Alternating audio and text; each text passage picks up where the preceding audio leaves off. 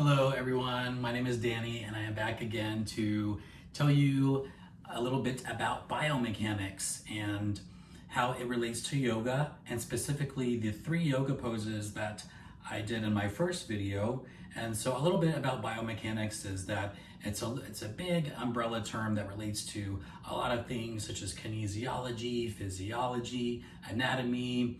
You can think of biomechanical engineering, but in the scope of yoga practice, biomechanics is a lot of our body mechanics and specific factors that are involved, such as the load of that we carry, or AKA our weight. Also, time is a variable in biomechanics. Velocity, or the speed, how we increase or decrease our body movement, or a particular exercise that we might be doing. Another variable in biomechanics would be repetition, maybe time or frequency, or number of times that we repeat something, and how that affects our body. And then another thing would be the angles that we hold ourselves and carry ourselves that affect our body, and how we can use those things to either strengthen or stretch or really come into our body. So the 3 poses that I did in the first video were knee to chest pose, boat pose, and what was the last one? Child's pose. So I started out in knee to chest pose, and so the biomechanics involved there was flexion of the knee to the chest. And so as you flex your knee to the chest, and the other another component of boat pose is, while you're doing that, you bring your chin to your knee. So you are flexing the spine forward. I like to remember, easy way to remember what extension of the spine is and what flexion of the spine is as you flex forward and extend backwards. And so you'll notice that the angle of our hips that we flex changed, and so that way I was able to feel a contraction of my abdominals, and specifically on the way up to bring your chin to your knee, it is called a concentric contraction, because we are decreasing the angle of the joint, and also shortening the muscle fibers more specifically. And then as we shorten the muscle fibers and then hold those muscle fibers, that is considered an isometric contraction. So there was a couple abdominal strengthening exercises when it comes to knee to chest. And then in between knee to chest and boat pose, I sat up in staff pose just as a way to extend my legs and lengthen the spine after it was flexed forward. So as I was aligning myself in staff pose, a biomechanical term that you can apply to this pose would be axial extension. And axial extension is a sort of fancy way of saying lengthening the spine. So you know, sort of if you can see my body here, I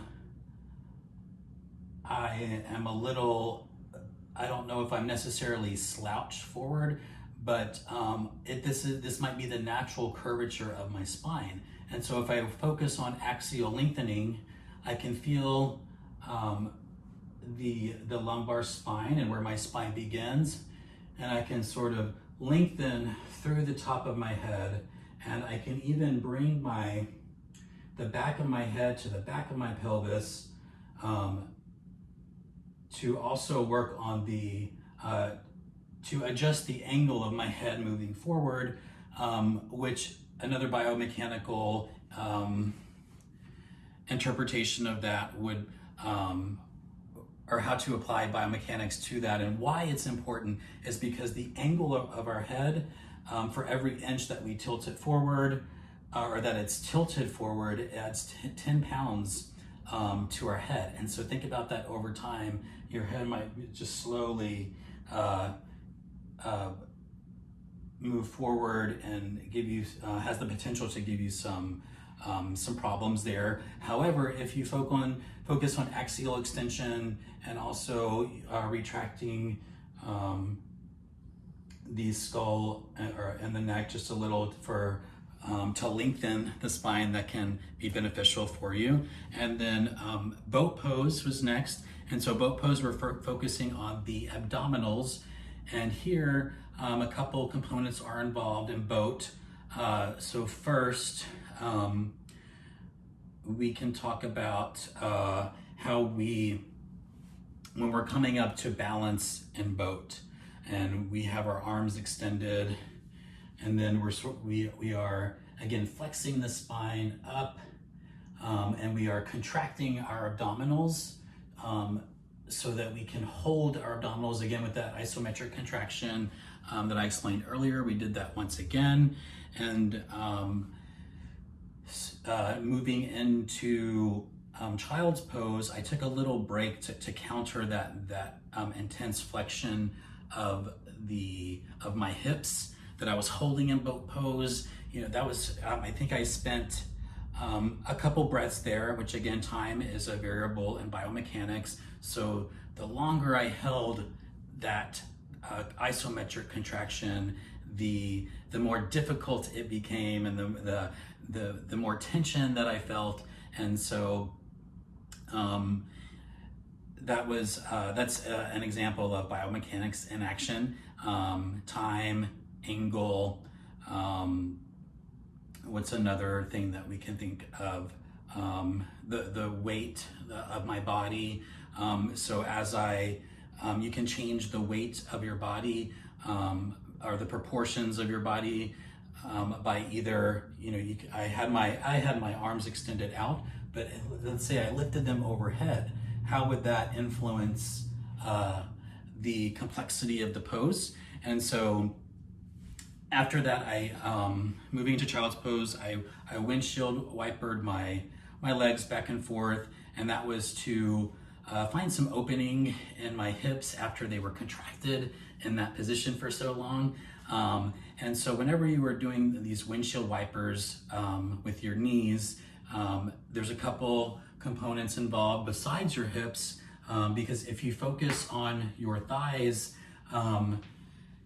as you are internally rotating your hip or your leg towards your midline, the muscle of your inner thigh shortens, and if you engage or if you engage that muscle, you'll feel a concentric contraction there. And depending on in your body, you may or may not feel that, but if you focus on it, you can strengthen that muscle as while you're stretching your lateral thigh. And so moving into child's pose, the main biomechanical biomechanics involved in child's pose would be extension of the shoulder blades, and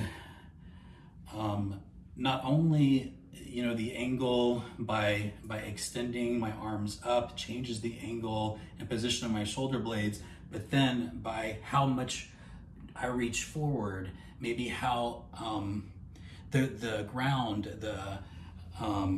the resistance of the ground adds another component of the biomechanics, and how that's affecting my shoulder blades.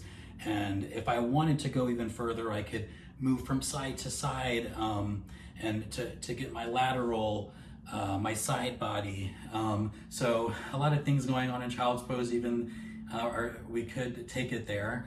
And then I also included a couple blocks. One block, but I changed the angle of it twice. And so by changing the angle of it, it changed the weight or the load that I'm carrying in my body.